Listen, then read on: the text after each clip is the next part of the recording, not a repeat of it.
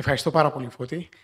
Και στο πρόσωπο του κύριου Βούρδα ευχαριστώ και την Οργανωτική Επιτροπή για την τιμητική πρόσκληση και για το πολύ ενδιαφέρον θέμα, το οποίο είναι και μάλλον και εξίσου δύσκολο. Παθοφυσιολογία χρόνιας κνίδωσης, βιοδείκτες και διακριτή ενδότυποι. Θα προσπαθήσω να προσεγγίσω αυτό που είναι μάλλον το αυτονόητο και αυτό που μάλλον θα δούμε σε δεύτερο χρόνο ως παθοφυσιολογία της χρόνιας κνίδωσης. Το αυτονόητο είναι ότι έχουμε αυτό το κύτταρο που ακούει στο όνομα σιτευτικό κύτταρο, ιστιοκύτταρο και όχι μαστοκύτταρο, το οποίο εν διάσπιτος παράγει όλα αυτά εδώ τα πράγματα και είναι υπεύθυνο για την ενεργοποίηση του ενδοθηλίου, για την αύξηση του όγκου της ροής του αίματος αλλά και της ταχύτητας του αίματος μέσω της αγκιοδιαστολής, για την αύξηση της διαπερατότητας, για την εξαγγείωση, για την συγκέντρωση συγκεκριμένων έμορφων συστατικών στους ιστούς. Αυτό πρακτικά ήταν η γνώση μέχρι και πριν μια δεκαετία περίπου και λέγαμε ότι αυτό είναι η κνίδωση. Πολύ πρόσφατα έχει μπει ένα καινούριο παιχνίδι μέσα στον ορισμό της παθοφυσιολογίας, αυτό που λέγεται διέγερση νευρώνων και συγκεκριμένα νευροαισθητηριακή διέγερση που οδηγεί σε αυτό που λέγεται νευρική ή νευρογενή φλεγμονή και που ορίζει τον τρόπο συνομιλίας μεταξύ των διαφόρων κυττάρων. Αυτό είναι το μέλλον. Θα προσπαθήσω να σας πάω από αυτό που ξέρουμε σιτευτικά σε αυτό που θα φτάσουμε μετά από μερικά χρόνια. Γιατί ακόμα δεν το ξέρουμε πάρα πολύ καλά. Μάλλον δεν αποτελεί ξεχωριστό ενδότυπο, μάλλον δεν αποτελεί ξεχωριστό φαινότυπο, αλλά θα αποτελέσει έναν καινούριο τρόπο ερμηνείας και ίσως και θεραπείας αυτού που λέμε διέγερση του σιτευτικού. Η διέγερση του σιτευτικού οδηγεί σε αυτό το αυτονόητο, αυτό που λέγεται τριάδα του Λιούις. Τριάδα του Λιούις, έχουμε τον πομφό, έχουμε το ερήθημα του πομφού και έχουμε και το περιφερικό ερήθημα, το οποίο πια ξέρουμε ότι προκύπτει από τη διέγερση αυτού του υποδοχέα, του MRGP RX2, ο οποίος είναι ένας μη ειδικός από ανοσολογικής αρχής υποδοχέας, μπορεί να διεγερθεί από πολλά διαφορετικά μη ανοσολογικά ερεθίσματα, μεταξύ των οποίων και η Substance B, ένα συστατικό των νευροαισθητηριακών νευρών και των τελικών απολύξεων. Και αποτελεί πρακτικά ένα action reflex, ένα αντανακλαστικό που μπορεί να δικαιολογήσει όλο αυτό το οποίο συμβαίνει γύρω-γύρω. Και αυτό που λέγεται στην κλινική πρακτική σειραίουσα βλάβη. Και ξέρουμε πια ότι νευροαισθητηριακά υπάρχει αυτή η επικοινωνία.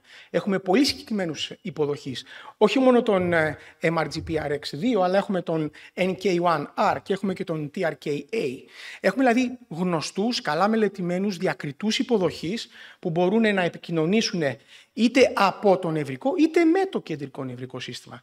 Παράγει ζουμιά το σιτευτικό, το οποίο σιτευτικό επικοινωνεί και δίνει περαιτέρω πληροφορία. Πρακτικά για μας αυτό είναι ο κνισμός. Αλλά τι μπορεί να συνεπάγεται αυτός ο κνισμός κεντρικά δεν το ξέρουμε. Σίγουρα όμως υπάρχει η λογική του loop. Δίνει διέγερση πάνω και ξανάρχεται διέγερση κάτω και ίσως διαφοροποιείται λίγο και ενεργοποιεί αυτό που αρχικά λέγεται οξεία, μετά υποξεία και στη συνέχεια χρόνια φλεγμονή. Χρόνια νευρογενής φλεγμονή. Οι κλασικές θεωρίες που υπάρχουν στην παρούσα φάση για την χρόνια κνίδωση είναι αυτή της αυτοαλλεργίας, είναι αυτή της αυτοανοσίας και είναι αυτή της επίκτητης διαταραχής ενδοκυταρίων μονοπατιών που άγουν ένα λανθασμένο ερέθισμα από τους υποδοχείς προς τον πυρήνα και από τον πυρήνα προς τα κοκκία έκρησης των δραστικών προσχηματισμένων ή νεοσχηματιζόμενων συστατικών. Αυτή είναι μια πάρα πολύ κλασική διαφάνεια, ίσως την έχετε δει πάρα πολλές φορές. Μιλάμε για αυτοανοσία τύπου 1 και για αυτοανοσία τύπου 2B. Γιατί B? Διότι μιλάμε για ενεργοποίηση ενός άνοσοσυμπλέγματος που μπορεί να κινητοποιήσει και το συμπλήρωμα. Άρα είναι IgG1 και IgG3. Κλασική αλλεργία, δεν χρειάζεται να πω πάρα πολλά πράγματα, απλά ότι αυτό το cross-leaking δεν θα γίνει από ένα εξωγενές αλλεργιογόνο, από ένα ενδογενές, ένα αυτοαλλεργιογόνο.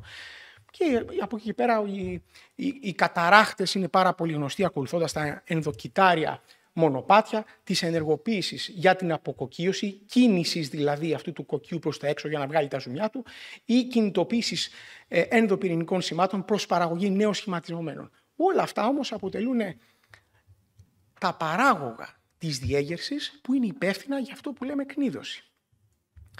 Πότε τέθηκε η ιδέα της αυτοανοσίας? όταν ανακαλύφθηκε αυτό εδώ το αυτοαλλεργιογόνο. Μιλάμε για την θηροειδική υπεροξιδάση, TPO. IG αντι-TPO. Και τι είδανε? Επαναλήφθηκε από διαφορετικές ομάδες, είμαστε σίγουροι ότι υπάρχει. Είδανε ότι σαφώς αυτοί που έχουν χρόνια κνίδωση έχουν πολύ περισσότερο IG αντι-TPO από αυτούς που έχουν αυτοάνωση θηροειδίτιδα και βεβαίως από τον γενικό πληθυσμό. Είδαν όμως και αυτό, ότι η παρουσία και μόνο του συγκεκριμένου αυτοαντισωμάτου, ενός αυτοαλλεργιογόνου, δεν είναι απλά μια σιωπηρή παρουσία, είναι ένα ενεργό αντίσωμα, το οποίο σαφώς μπορεί να διεγείρει την νόσο, μπορεί να εκρίνει κοκκία, να φτιάξει νεοσχηματιζόμενους, αν και εφόσον έχει προσκολληθεί στους υποδοχείς υψηλής συγγένειας των συθευτικών. Πάρα πολύ ωραία, σχεδόν γραμμική, στατιστικά σημαντική συσχέτιση χορήγησης δοσοεξάρτησης TPO μέσω της διαδικασίας της διέγερσης των βασιοφύλων BAT test. Αυτό που επίσης γνωρίζουμε είναι ότι αυτοί οι οποίοι έχουν IG έναντι της θηροειδικής υπεροξιδάσης έχουν και IgG έναντι της θηροειδικής υπεροξιδάσης. Τονίζω ότι το αντίθετο δεν συμβαίνει. Δεν σημαίνει ότι όποιος έχει δηλαδή μια θηροειδίτιδα Hashimoto έχει και IG αντι-TPO. Αυτό όμως πρακτικά το πρώτο κομμάτι, δηλαδή η συνύπαρξη IgE και IgG και μάλιστα είναι IgG1 ή IgG3 αντι-TPO, συνεπάγεται ότι υπάρχει μια αέναος καταστροφή του θηροειδικού παρεγχήματος και μέχρι να καταστραφεί τελείως, που τροφοδοτεί με TPO την περιφέρεια και άρα δίνει αυτοαλλεργιογόνο. Αυτό δεν μπορώ να το σταματήσω εύκολα ή και ποτέ, άρα αποτελεί μια έμεση ερμηνεία της χρονιότητας της νόσου. Σε αυτούς τους ασθενείς, τους λίγους, που αποτελούν όμως έναν ξεχωριστό ενδότυπο. Το δεύτερο αυτοαλλεργιογόνο το οποίο ανακαλύφθηκε και επαναλήφθηκε από διαφορετικές ομάδες και είμαστε σίγουροι για την παρουσία του, είναι η IG έναντι της Ιντερλευκίνης 24. Πάλι δείχτηκε σαφώς πολύ μεγαλύτερα ποσά αντί IL-24 IgE στους ασθενείς με χρόνια κνίδωση σε σχέση με τους υγιείς και μάλιστα σαφής συσχέτιση, πάλι σχεδόν γραμμική 0,84, ενεργότητας νόσου όπως αυτή ορίζεται από το Urticaria Activity Score για τις 7 ημέρες και της ίδιας της ύπαρξης, δοσοεξάρτηση, της IL-24. IG. Όσο περισσότερο IG-IL-24 έχω, τόσο πιο σοβαρή νόσο έχω. Είναι οι συσχετίσεις που οδηγούν στο αιτιατό. Αν θέλουμε να συνοψίσουμε αυτό τον ενδότυπο, δηλαδή τον τύπου 1 ενδότυπο της χρόνιας αυτόνομης κνίδωσης, θα μιλήσουμε για ασθενείς που έχουν IG αντι-TPO. Δεν είναι εύκολο να το μετρήσουμε εμείς, αλλά υπάρχουν εργαστήρια που το κάνουν και το kit μέτρησης δεν είναι πάρα πολύ ακριβό, αλλά δεν υπάρχει στη ρουτίνα μας.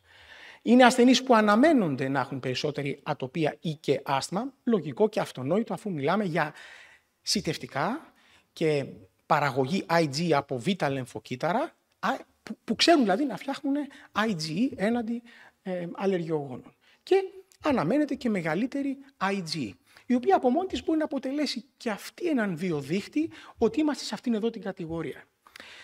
Οι βιοδείκτες γενικότερα στην χρόνια αυθόρμητη κνίδωση μπορούν να χρησιμοποιηθούν για ακαδημαϊκούς λόγους, για να συζητάμε μεταξύ μας. Μάλλον ακόμα δεν μας δίνουν αυτή την πληροφορία την προγνωστική, δηλαδή αν έχω υψηλή IG είμαι σίγουρα τύπου 1. Υπάρχουν τύπου 2β κνιδώσεις, όπου δεν έχουν κανένα χαρακτηριστικό παρά μόνο μια ψηλή IG. Μπορεί να μην έχουν δηλαδή αντι-TPO IG, αλλά έχουν 300 IG.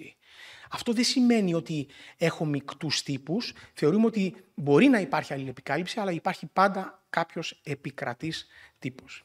Και πάμε σε αυτό που λέγεται αυτοανοσία ή 2β τύπος.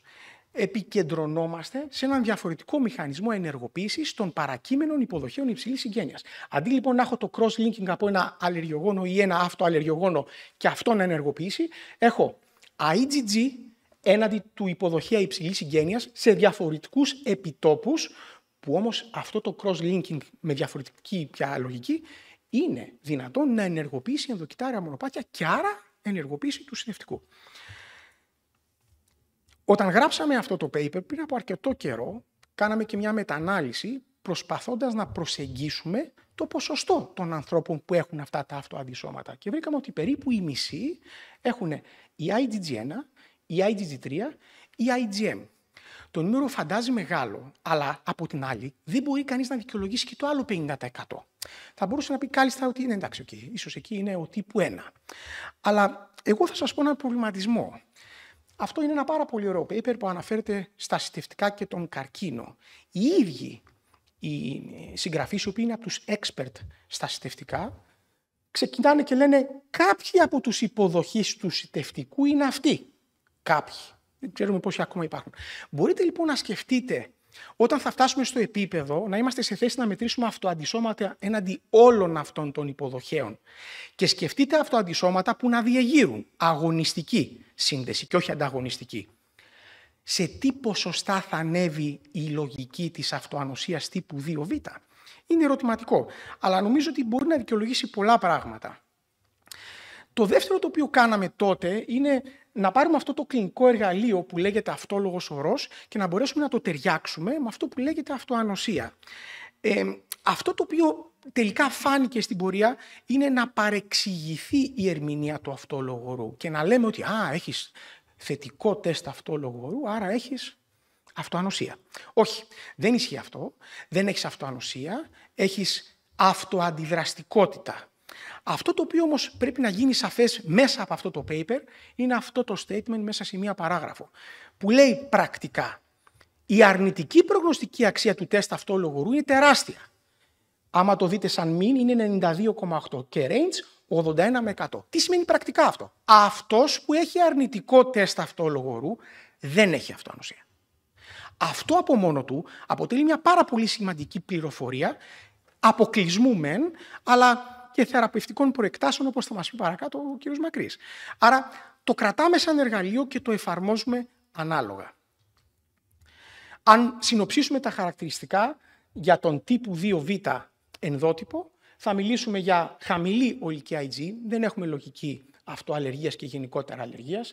Έχουμε IgG αντί TPO, σας θυμίζω ότι δεν αποτελεί αναγκαία και ικανή προϋπόθεση για να έχω και IgE ταυτόχρονα.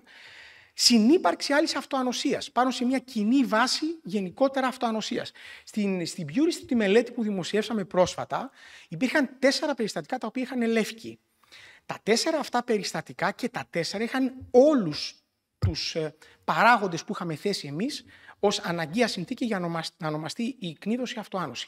Άρα, μάλλον με βεβαιότητα μπορούμε να πούμε ότι όσοι έχουν λεύκη και εμφανίζουν κνίδωση, παρένθεση, εγώ έχω τουλάχιστον 6 τέτοια περιστατικά, έχουν όλοι αυτοάνωση τύπου 2β.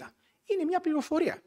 Όπως επίσης πληροφορία που θα πρέπει να επικοινωνηθεί με πάρα πολύ μεγάλη προσοχή είναι ότι αυτοί οι οποίοι έχουν εμφανίσει έναν τύπο κνίδωσης που μοιάζει να είναι αυτοάνωσης αρχής, σε κάποια φάση στα επόμενα 10 χρόνια μπορεί να εμφανίσουν και μια δεύτερη ανοσολογική οντότητα. Είπαμε για το αρνητικό τεστ αυτόλογου ορού και το πολύ ενδιαφέρον είναι η ιωσινοπαινία. Η λογική της παινίας των ιωσινοφύλων μπορεί να δικαιολογηθεί είτε γιατί δεν παράγονται περιφερικά, είτε γιατί τους αρέσει να φεύγουν στους ιστούς. Και αυτό συμβαίνει και είναι πάρα πολύ καλά μελετημένο. Ξέρουμε λοιπόν ότι αν και εφόσον ενεργοποιηθεί το σιτευτικό, από μόνο του παράγεται λευκίνη 5 κεράντες που έλκουν το ιωσινόφυλλο, αλλά διεγείρουν και τα λεμφοκύτταρα, τα τάφ λεμφοκύτταρα, προς παραγωγή όλων αυτών που επιπλέον έλκουν το ιωσινόφυλλο. Άρα έχω ένα πάρα πολύ καλό λόγο να προσελκύσω στον ιστό το ιωσινόφυλλο, το οποίο στη συνέχεια επικοινωνεί. Πάλι μέσω του MRGPRX2 υποδοχέα και μέσω των κλασικών πρωτεασών, έτσι, MBP, ECP, EPO, μπορεί να το ενεργοποιήσει. Αλλά έχει κι άλλο ένα πάρα πολύ σημαντικό συστατικό. Αυτό το stem cell factor που παράγεται κλασικά από τα ιωσινόφυλλα και τροφοδοτεί σε επίπεδο βιωσιμότητας μέσω του kit υποδοχέα το συστευτικό. Με 2 λόγια, εάν δεν έχω kit, δεν μπορώ να ζήσω για το ιωσινόφυλλο, για το συστευτικό. Άρα, διαφοροποίηση, χημειοταξία, ορίμανση και επιβίωση. Τι σημαίνει πρακτικά αυτό? Πάω και μπλοκάρω τον υποδοχέα, δεν τον καταστρέφω, ανταγωνιστική σύνδεση, κατακριμνίζεται ο αριθμός των συστευτικών, εξαφανίζεται η νόσος. Εδώ πέρα βέβαια μελετήσανε κνίδωση εκψύχους και δερμογραφισμό. Αλλά αυτό από μόνο του αποτελεί μια έμεση ένδειξη της ιδέας που έχουμε από τότε που μελετάμε την κνίδωση, ότι ναι, το συστευτικό φταίει. Όντως, όταν μπορείς να μηδενίσεις, να καταστρέψεις και να εξαφανίσεις την νόσο απλά και μόνο ρίχνοντας τον αριθμό, είναι μια πάρα πολύ καλή ένδειξη ότι είναι πολύ βασική παράμετρος το συστευτικό. Υπάρχει όμως δυνατότητα ενεργοποίησης των ιωσινοφύλων και με διαφορετικό μηχανισμό. Ο διαφορετικός μηχανισμός έχει να κάνει με αυτό εδώ το κομμάτι. Τι λέει αυτό το κομμάτι? Αν και εφόσον έχω αυτοαντισώματα, ενδεχομένως IgG1 και 3 δεν το ξέρουμε, αλλά IgG σίγουρα, έναντι του υποδοχέα χαμηλής συγγένειας της IG, ένας υποδοχέας που φέρουν κλασικά τα ιοσινόφυλλα, αυτό οδηγεί σε ενεργοποίηση, η οποία ενεργοποίηση από μόνη της, εκτός από το ότι θα παράξει όλες αυτές τις πρωτεάσεις που είπαμε ότι μέσω του MRGPRX2 υποδοχέα μπορεί να διεγερθεί το συστευτικό, να κινητοποιήσει τον εξωγενή δρόμο της πήξης και να παράξει πολύ συγκεκριμένα συστατικά, όπως για παράδειγμα η ινθροβίνη, η οποία ξέρουμε ότι συνδέεται με τους υποδοχείς PAR, PAR1 και 2, οι πρώτες activated receptors πολύ χαρακτηριστικά και πολύ καλά μελετημένοι στο συστευτικό, αλλά και σε άλλο επίπεδο, μέσω δηλαδή ενός ενεργοποιημένου 8 ή ενός ενεργοποιημένου 10, συνδέεται με τους PAR1 ή 2 που υπάρχουν στα συστευτικά και άρα με έναν τελείως διαφορετικό μηχανισμό να ξεκινήσω και να διαγείρω τα συστευτικά χωρίς να υπάρχει εμπλοκή αλλεργιογόνου ή αυτοαλλεργιογόνου ή οτιδήποτε άλλο θέλει να διαγείρει το συστευτικό. Το χαρακτηριστικό που προκύπτει μέσα από το εξωγενές αυτό μονοπάτι της πήξης είναι κάποιοι δείχτες παρακολούθησης. Τα D-dimers λοιπόν είναι αυξημένα σε αυτόν τον ενδότυπο αν θέλετε ή φαινότυπο ίσως της νόσου, δεν είναι όλοι, είναι κάποιοι και μάλιστα ορίζει ενεργότητα νόσου. Και μάλιστα αν και εφόσον παρακολουθηθούν διαχρονικά σε αυτό το πάρα πολύ ωραίο paper στο Annals of Allergy and Clinical Immunology των Ιταλών που έχει και impact factor πια, φαίνεται ότι αποτελεί καλό δείκτη παρακολούθηση. Όταν δηλαδή σταματήσω να μετράω, σημαίνει ότι είτε έχω ελέγξει φαρμακολογικά, είτε βαίνει προς ύφεση η νόσος. Μια πάρα πολύ ωραία πληροφορία. Το πολύ ενδιαφέρον όμως επίσης είναι αυτός εδώ ο δείχτης, το mean platelet volume, το οποίο δεν ξέρω πώς το κοιτάτε στη γενική αίματος. Εγώ από τότε που το διάβασα το paper αυτό ξεκίνησα να το κοιτάω. Τι λέει πρακτικά? Ότι διέγερση του δρόμου της πήξης συνυπάγεται διέγερση των αιμοπεταλίων, που ίσως συνυπάγεται παραγωγή πάφα, αυτό δεν μπορώ να το μετρήσω, αλλά βλέποντας αυξημένο όγκο μέσω όγκο των αιμοπεταλίων, έμεσα ξέρω ενεργοποίηση των αιμοπεταλίων που από μόνο του, ανεξάρτητα με τα D-dimers, μπορεί να αποτελέσει ένα ξεχωριστό ενδότυπο για ενεργοποίηση αυτού του μονοπατιού της πήξης και άρα ενεργοποίηση των συστευτικών. Το κρατάμε σαν πληροφορία. Το άλλο το κομμάτι είναι η ενεργοποίηση του κλασικού δρόμου ενεργοποίησης του συμπληρώματος, όπου έχουμε το άνοσο-σύμπλεγμα, είναι IgG1 και 3, μπορεί να κινητοποιήσει το συμπλήρωμα, παράγονται όλα αυτά που παράγονται για να φτάσουμε στις αναφυλατοξίνες και υπάρχει πολύ συγκεκριμένος υποδοχέας στα συστευτικά, ο υποδοχέας C5αR, ο οποίος ενεργοποιεί, άρα με μια αυτοτροφοδότηση κρατιέται ενεργοποιημένο το συστευτικό. Όλα αυτά συνοψίζονται εδώ πέρα και πρακτικά δείχνει μια αλληλεπίδραση ιοσινοφύλου, συστευτικού, τάφ λεμφοκυτάρων προς επαγωγή νόσου ή και διαιώνιση αυτής. Δεν πρέπει να ξεχνάμε όμως υπάρχει και ένα κύτταρο που λέγεται βασιόφυλλο και ειδικά από την από εκεί μεριά του Ατλαντικού η ομάδα του Σαΐνι εδώ και πάρα πολλά χρόνια προσπαθούσε να εντάξει στην παθοφυσιολογία της χρόνιας κλίδωσης, όχι με πάρα πολύ μεγάλη επιτυχία. Τελικά είμαστε σίγουροι ότι το βασιόφυλλο ενεργοποιείται με τους ίδιους ακριβώς μηχανισμούς όπως ενεργοποιείται και το συστευτικό. Με ακριβώς τους ίδιους. Και ξέρουμε επίσης ότι το βασιόφυλλο μπορεί να γίνει ιστικό κύτταρο και συνυπάρχει σε μικρότερες ποσότητες μαζί με τα συστευτικά στους ιστούς και ενεργοποιεί την κλίδωση με αντίστοιχους μηχανισμούς. Ξέρουμε επίσης ότι η βασιοπενία αποτελεί ένα χαρακτηριστικό κάποιων λίγων ασθενών, όπου μάλιστα συσχετίζεται με αυτόν τον τύπο που είπαμε πιο πριν. Δηλαδή, φαίνεται όταν έχεις βασιοπενία να έχεις τύπου 2β και όχι το αντίθετο. Το έχω τύπου 2β δεν σημαίνει ότι έχω βασιοπενία. Και ενώ αρχικά ο Σαΐνι μας είχε πει ότι υπάρχουν δύο τύποι βασιοφύλων, πρόσφατα δημοσιεύει μαζί με τον Μαγκλάσαν, τον Ντόναλτ, αυτήν εδώ τη δουλειά, η οποία τι δείχνει πρακτικά. Παίρνω ασθενείς πριν τους δώσω ομαλιζουμάμπι και μετράω πρακτικά τον αριθμό τους και το πόσο ενεργό είναι το SIK. Αυτό το κομμάτι του ενδοκυτάριου μονοπατιού, το spleen, δηλαδή τύροσιν κινέης συστατικό, και βλέπω ότι αν και εφόσον δεν υπάρχει αλλαγή, δηλαδή είναι παθολογικό, παραμένει παθολογικό, ήταν φυσιολογικό, παραμένει φυσιολογικό, τότε αυτοί οι ασθενείς μου δεν θα πάνε καλά. Και εάν είναι φυσιολογικά τα βασιόφυλλα, τότε παίζω με το να μην πάνε καλά αν και εφόσον υπάρχει πρόβλημα στο SIK και μάλλον θα πάνε καλά αν και εφόσον έχουν φυσιολογικό SIK. Άντε να τα μετρήσω όλα αυτά, δεν είναι πρακτικά. Απλά μας δείχνει ότι το βασιόφυλλο δεν είναι καλά μελετημένο σαν κύτταρο, παίζει πολύ σημαντικό ρόλο και πρέπει να το ψάξουμε λίγο παραπάνω. Απλούστατα για να καταλήξουμε σε αυτούς τους ενδότυπους που συσχετίζονται με το βασιόφυλλο αυτό καθεαυτό. Κλείνω τα πολύ βασικά βάζοντάς σας και αυτή τη δημοσίευση, η οποία τι λέει? Μιλάμε για φαινότυπο πια. Μιλάμε για ένα ισταμινεργικό αγκιοείδημα που δεν συνυπάρχει με κνίδωση και πώς αυτό συγκρίνεται με χρόνια αυθόρμητη κνίδωση με συνοδό αγκιοείδημα. Το πολύ χαρακτηριστικό που βρέθηκε είναι ότι αν και εφόσον διεγύριζε με τον ορό του εκάστοτε ασθενούς τα βασιόφυλλα, δεν διεγείρωται καθόλου τα βασιόφυλλα, καθόλου μα καθόλου αυτών που έχουν ισταμινεργικό αγκιοείδημα. Ενώ όλα θα διεγερθούν από τους λοιπούς ασθενείς. Πρακτικά τίθεται το ερωτηματικό κατά πόσον πρέπει να εντάσσουμε αυτούς που έχουν αγκιοείδημα ισταμινεργικό σε αυτό που λέγεται το spectrum χρόνια αυθόρμητη κνίδωση ή αν μάλλον μιλάμε για μια τελείως διαφορετική οντότητα. Δεν ξεχνάμε ότι όλα αυτά γίνονται σε μια γενετική βάση, η οποία μελετάται, δεν ξέρουμε πολλά πράγματα, θα τα βρούμε ίσως σε δεύτερο χρόνο, αλλά δείχνει την προδιάθεση εμφάνισης αντίστοιχων νοσημάτων. Είτε αν μιλάμε για αυτοαλλεργία αλλεργικών, είτε αν μιλάμε για αυτονοσία αυτοαλλεργικών. Τι σας είπα μέχρι στιγμής? Σας είπα αυτό το μπέρδεμα, πως ένα κεντρικό κύτταρο που λέγεται συστευτικό αλληλεπιδρά με όλα τα άλλα. Σας είπα αυτή την παθοφυσιολογία. Ένα εξαιρετικό paper από την ομάδα του Meyer, δημοσιευμένο στο Nature Review Disease Primers.